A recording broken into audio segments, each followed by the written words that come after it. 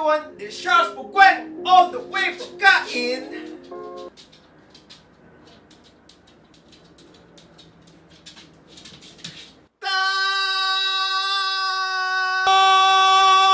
We got a good one for you today, and that is 5 ways to style a shoe.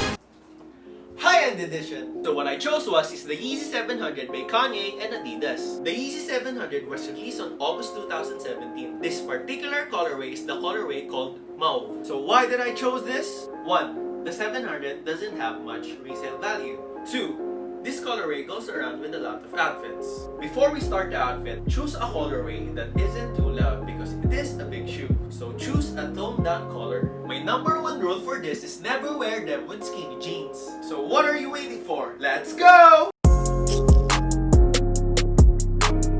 Outfit number 1 was inspired by Kanye West and Armor King. So the top is Champion Tee from the thrift store in Baguio. The pants is loose Adidas track pants, tucked in a white socks.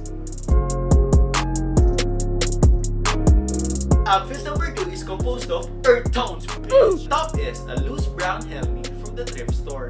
The pants is loose track pants from Adidas.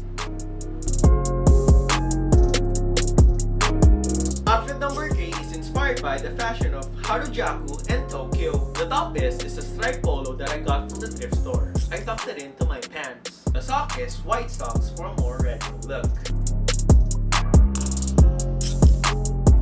Outfit number 4 is inspired by a Hawaiian retro look. The top is a Hawaiian polo from the thrift store. The inner is the tank top from F21. I tucked it in. The pants is a box cut denim jeans from Sean John. Ask your parents about Sean John.